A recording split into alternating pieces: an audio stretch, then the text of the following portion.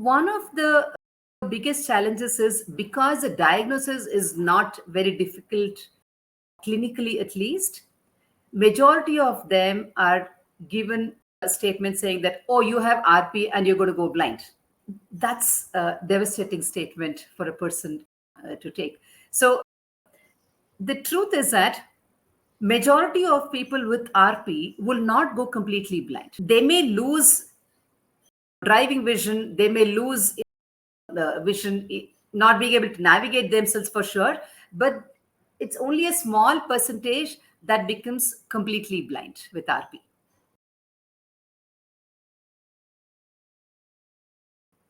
So I have several patients who into their 50s have difficulties, but they still are able to manage with the tunnel vision they have and so on.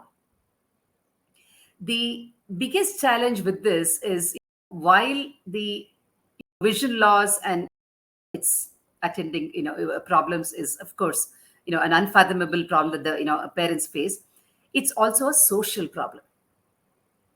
Now what happens when a person's visual field reduces is that if I'm in a social setting and then I'm talking to a group of people, which about, let's say, 4 or 5 people, because of my restricted field of vision, I may only be able to identify 1 or 2 of them.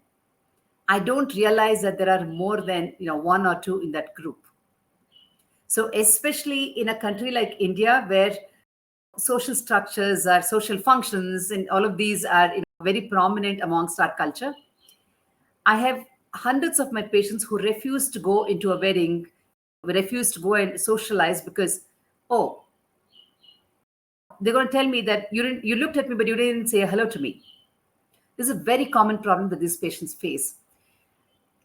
Mostly because, unfortunately, there continues to be a taboo attached to this disease and blindness in general in India. So, to give you the scale, for every 1 person who's completely blind, there are 3 people who are visually impaired. And I think in a way, as a society, we would probably stop to help someone who appears to be completely blind, whereas for someone who appears to be healthy, because see, people with with RP or Stargardt's and so on, they don't appear blind. They're not struggling for navigating and so on, and so they do not appear that they have a major visual handicap.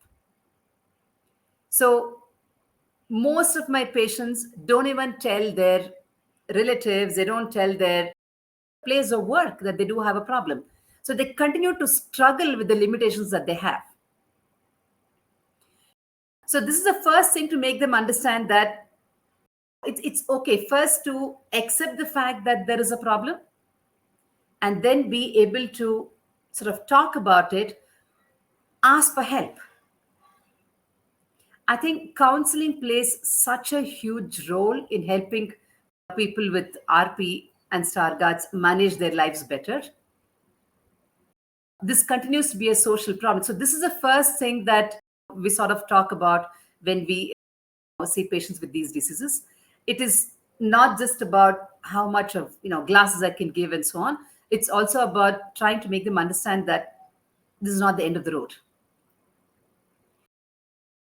The other setting where people really struggle is with marriages.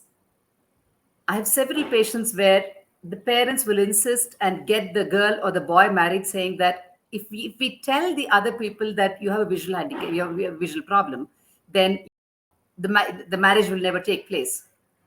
So let's go ahead and then just get the marriage done. Trouble starts immediately after. It's not very difficult for someone living with a person with visual impairment to understand that there is something not okay. So this is as much a social problem as it is a visual problem or lifestyle related problem. So these are the ways that we actually have to counsel them, talking about acceptance, being able to talk to others about their eye condition, seeking help. Unfortunately, our country is not really geared to help people with visual handicap, or for that matter, most handicaps. So I've had patients tell me that we've come to the other side of your hospital and we're not able to cross the road because, when I look normal and I ask for help, someone says, "Why are you asking for help?" I have patients who go into airports and struggle because today across the world, it's all silent airports. I have patients who routinely miss their flights because they couldn't identify that the gate has changed, and so they miss their flight. I've had a few patients now who actually carry a letter from me saying that they are severely visually handicapped and if they could be helped.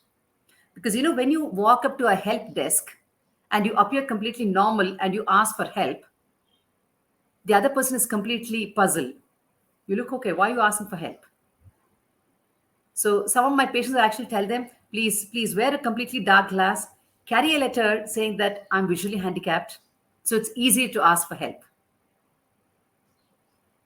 So it is a huge social problem.